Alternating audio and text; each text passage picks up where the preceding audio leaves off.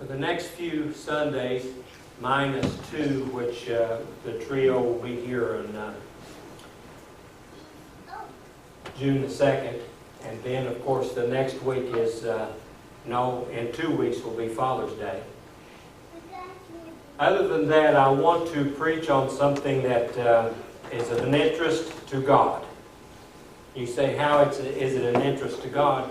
Is because He gave every one of us, if we're healthy and everything happens. Sometimes there is a little bit things to happen with some of us that we are unable to participate in these. But this is something that I want us to spend some time, that I want to take something that is natural and turn it and move it with a spiritual twist to it, if you will. And I want to spend some time on something that every one of you are involved with every day. And that is the 5 senses. Everybody know what I'm talking about when we talk about the 5 senses? I'm going to try to do good here.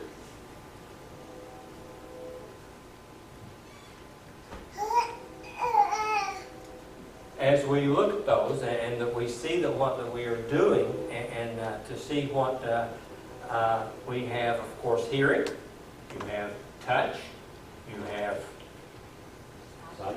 smell, you have sight.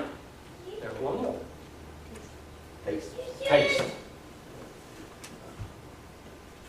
That couldn't have worked out any better as we were doing that, because we're going to speak on taste today. Now, as we look at taste and think what it does, is there anybody in here that cannot taste their food? Everybody in here can taste their food, correct?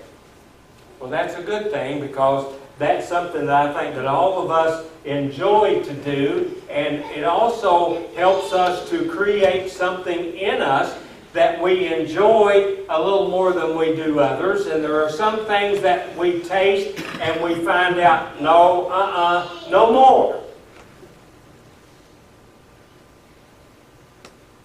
And Beverly would say that to soup beans and Brussels sprouts. And liver. And liver.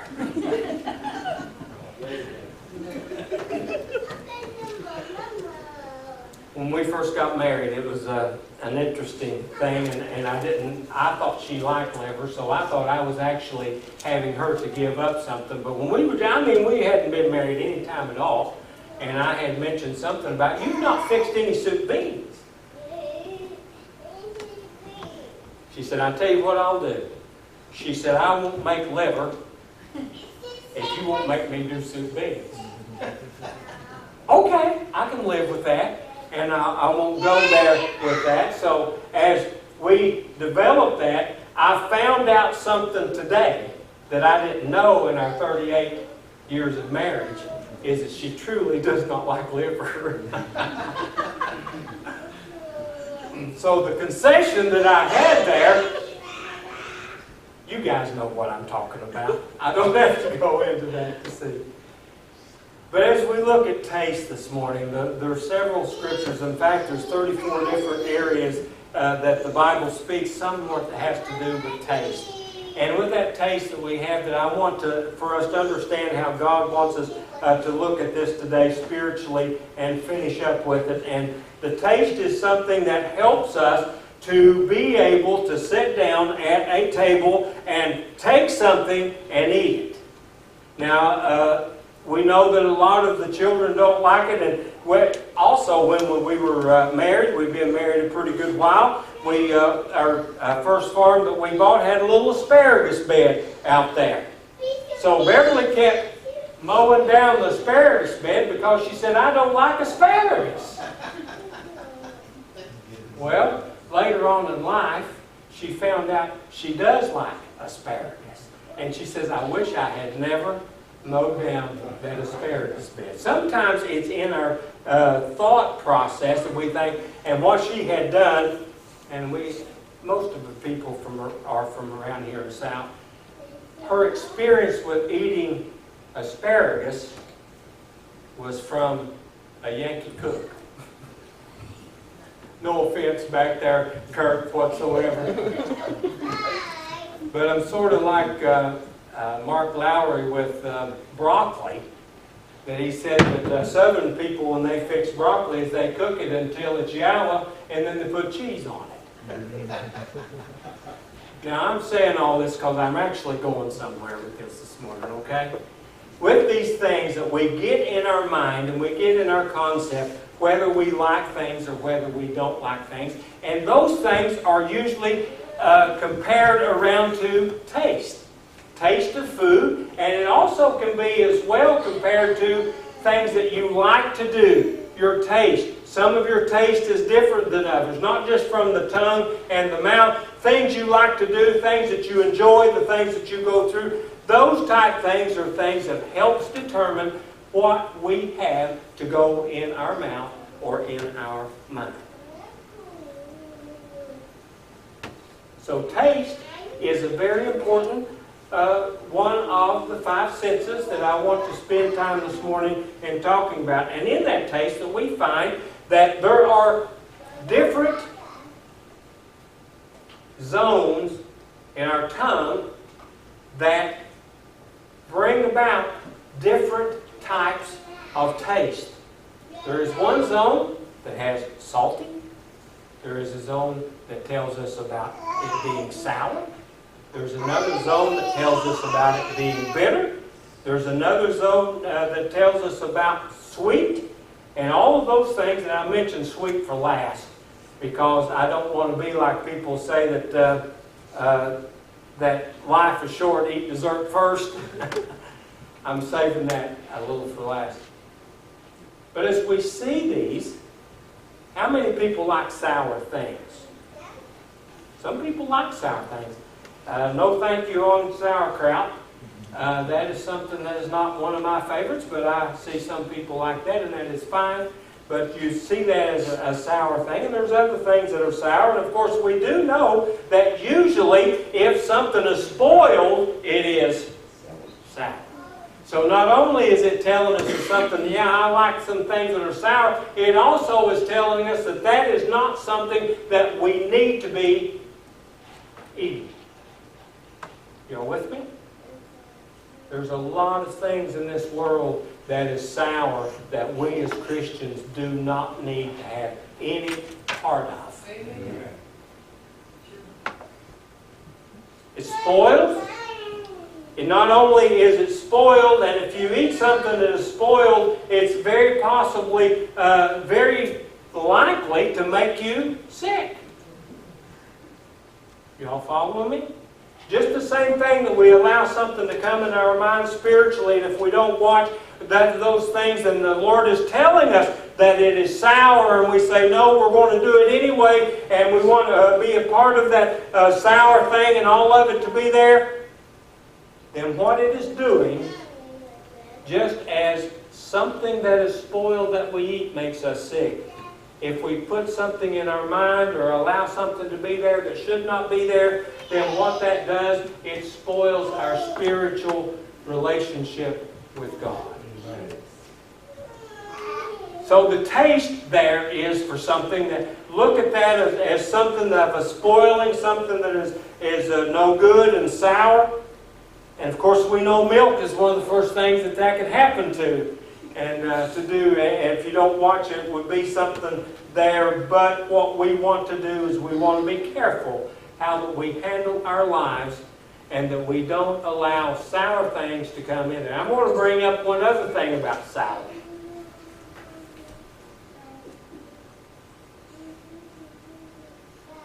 I made an expression. Anybody see that expression?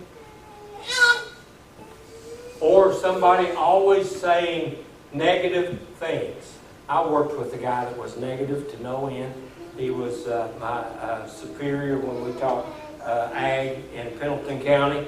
And I found that listening to his negativity all the time,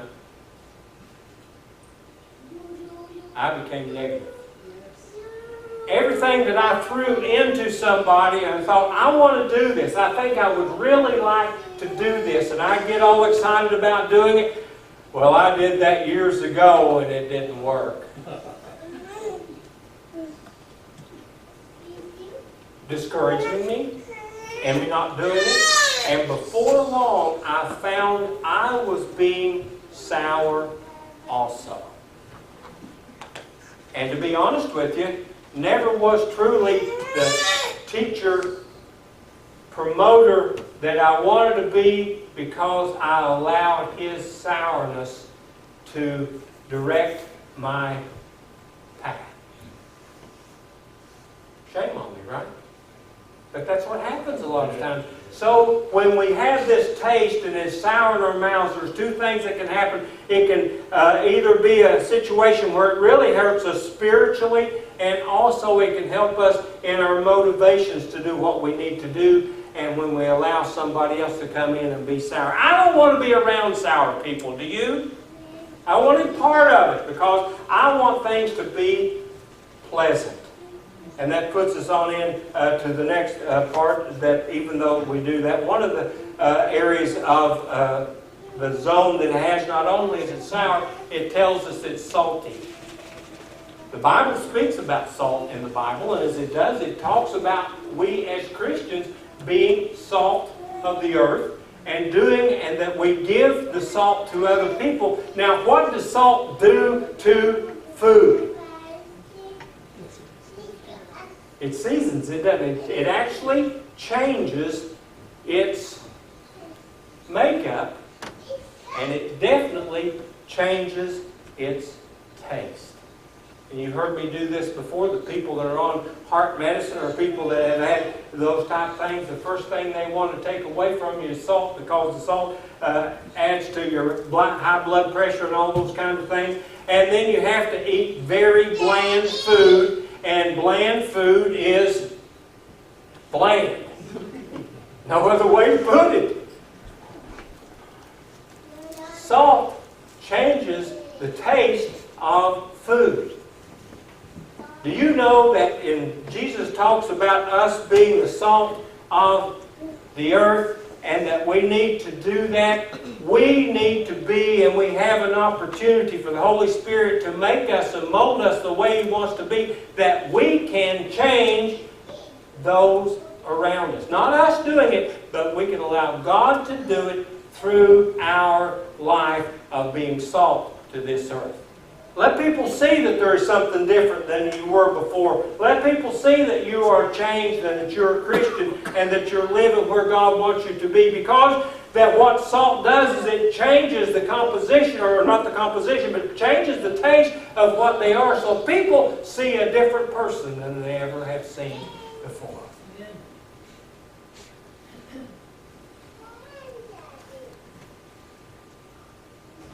I was listening to the radio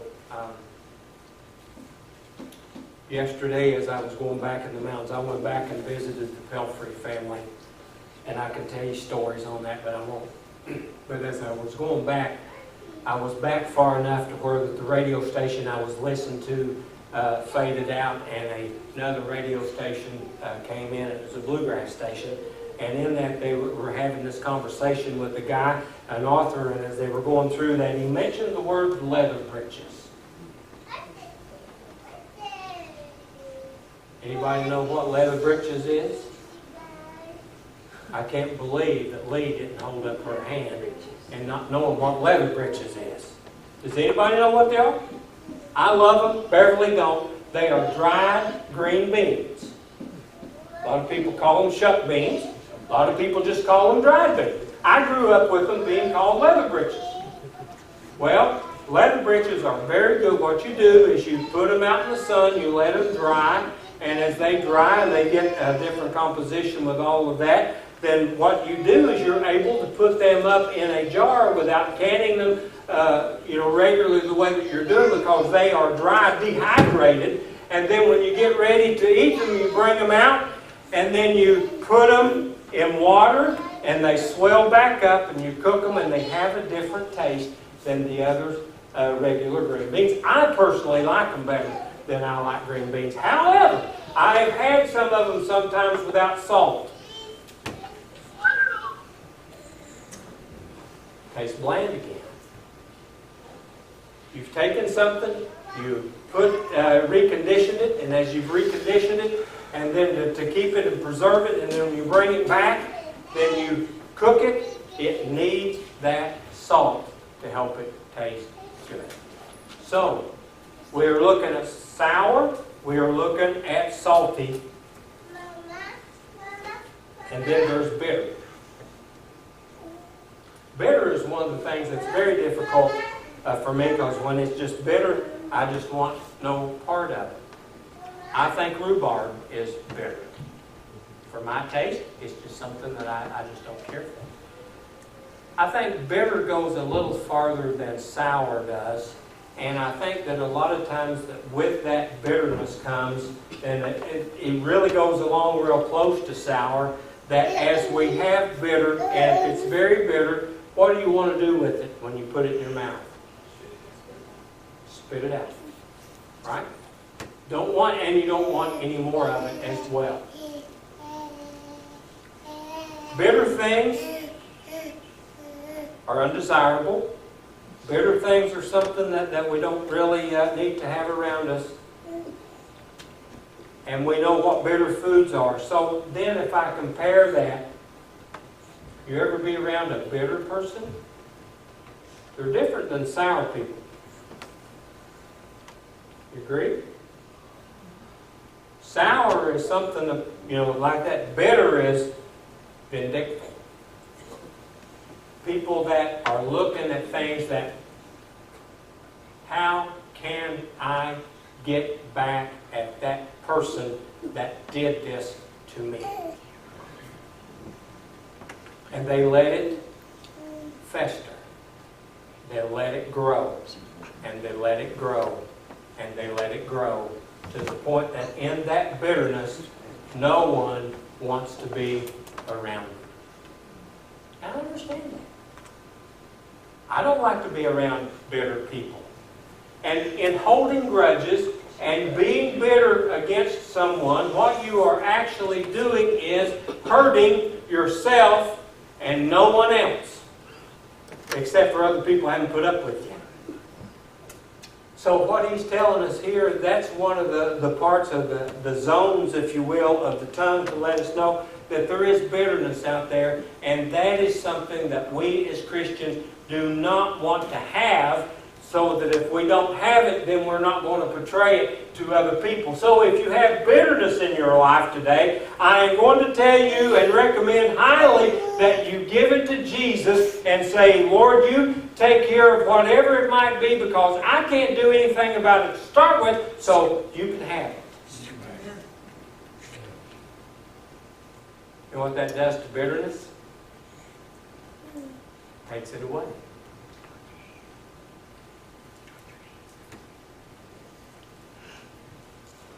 Then there's the sweet.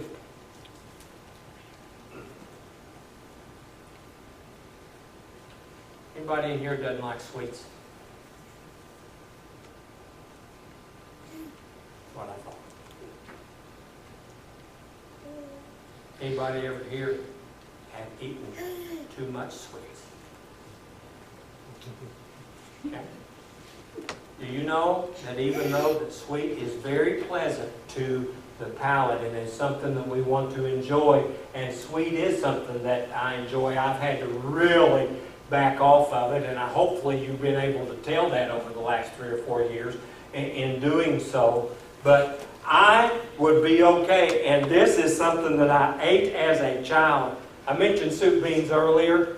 Now, I grew up on soup beans, and I still love them today, but I found myself as a child that I would have my soup beans right here, and then I'd have my piece of cake right next to it, and I ate cake and soup beans together. Yeah. But I like that sweet with that. I like sweet with salty as well. So, as we look at sweet, I want us to understand that we see, and when we talk about sweetness, and doing that, we think something sweet is very pleasant. It's a sweet person. Can I pull somebody out and do that from the congregation today? Somebody that I've known for well over 30 years. One of the sweetest ladies that I know is Miss Margie. Yes. Yes. Okay? If you want to put sweet on it, right there it is. Okay? And I mean that. I'm not just saying that because I've seen her life and I've watched her life and I see what it is. A sweet, kind spirit. And a sweet, kind spirit. And not only her, she's just the master of it. Everybody else is in here as well with it too. But being sweet is a very attractive thing. It's much more attractive than the bitter person. It's much more attractive than the sour person. And it actually complements the salty person. But there is a such thing as being too sweet. I know, Joe, it's hard to understand. Have you ever had those people that weren't really, truly genuine about what they were saying? And one of the things that we say that, that sweetness just comes out of their mouth, or they are just going on and on and on, and you know that it is not truly genuine. Genuine sweet has all of the comparisons of this fruit of spirit. Love, patience, kindness, gentleness. Isn't that what that's all about? What it is, you don't try to be sweet. You just become sweet. And you do that by God dealing with you in your heart and in your soul. Now I've done the introduction. I will go into the message. Psalm 34, verse 8. You want to know how to take care of the these different zones that I've talked about this morning, about sour, about bitter, about salty, about sweet. What it does is they have actually found there is one more zone that a lot of people did not use as one of those zones, and it is known as savory. Savory is something that puts everything together that needs to be to really make it good into your mouth as it goes down. And may I say, as Christians, God makes us savory. He puts everything together. He puts the sweet, He puts the saltiness in it, He gets the bitterness out of us, and all the things that we need to have to make us what we need to be palatable to the world. And as David was saying this, and saying, "Oh, taste and see that the Lord is good. Blessed is the man that trusteth in Him." Amen. Now, you want to have the right taste, or other people have the right taste in your life, and what you can show forth is you show forth God and not you. Amen. When you gets in the way, all of those negatives that I talked about gets there. When God is in control, He brings the right taste to the right person at the right time. You believe that? Yes. Amen. I want to have a good taste. Amen. I want to be tasteful. I want my demeanor to be pleasant around people and all of those things. And the only way I can do that is to get Ronnie out of the way. Because I can very easily allow some of those other things in life to make me better. I could do all this. But I am not that person because of the grace of God. Yes. And He said, "Oh, taste and see that the Lord is good." Yeah. Taste Him. See what He is like. I will guarantee you that He's not too sweet. He's not too salty. And He is not bitter. And He's not sour. If anybody could be bitter, God could be bitter, children of Israel. Amen. He could have very easily, and he became very angry at them because of their sin and how they would go and bow their knees to Baal, and they do all of those things that was against what God had told them to do. And it would be so easy for him to just say, away with you. Yes.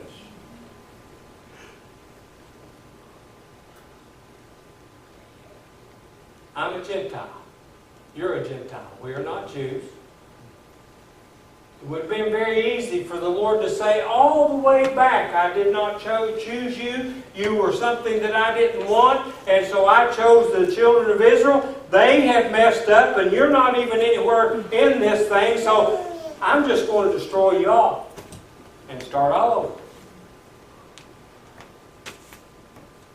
You realize God had the ability to do that? Absolutely. But do you know why He did not do that? He was gracious and kind to the children of Israel. Even while they were in their horrible sin, God had not forgotten that. And even though I was lost and undone as a Gentile and you as the same, that when the Jews crucified Jesus and God moved it on then, and He said that everybody, whosoever will, come and take of the water of life freely. And doing that, we can have a new taste in our mouth, and we can portray a new taste to everybody else in the world. Amen. It's not about us. It's about God. And the redemption of our negatives to make them positive through Jesus Christ, our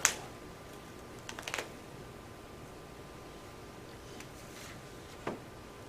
There is no way that I can ever sit here and explain to you how good the taste of God is in our lives to other people. The fruit of the Spirit is the things that, as I had mentioned, so important for us to be, and we can only be those things when God is in control and God. So I'm going to say for myself, one of the greatest things that I had the privilege of being was get a taste of God. And from that, I want more, and more. I cannot get too much of Him because He takes the salty, He takes the sweet, and puts them all together and makes you and He makes me what we need to be to go and tell the world about Jesus. Yes. And when all else fails, use words.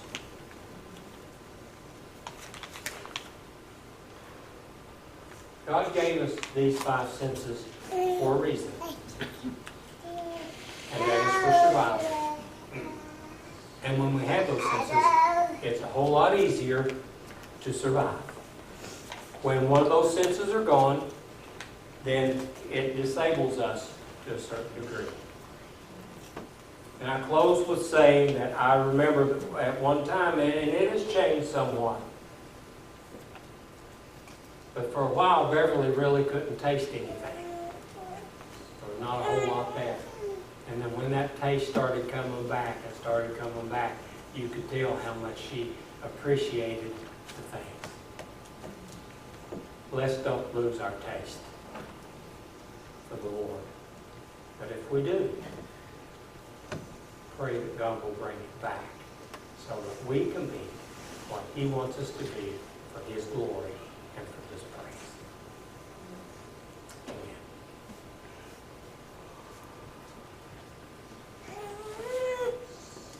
Kirk, I didn't tell you this, and I apologize. I want us to sing our last song that we have this morning to move into the conference.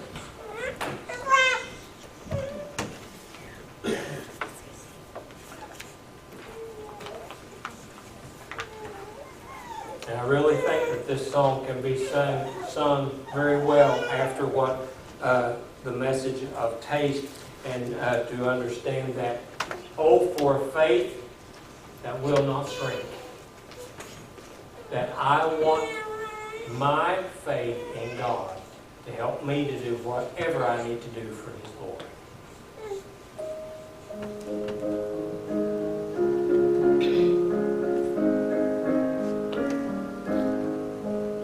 Oh, for a faith that will not shrink through the breast of every foe, that will not tremble on the brink of any earthly woe, that will not murmur nor complain beneath the chasing rod, but in the hour of grief or pain will lean upon its God. A faith that shines for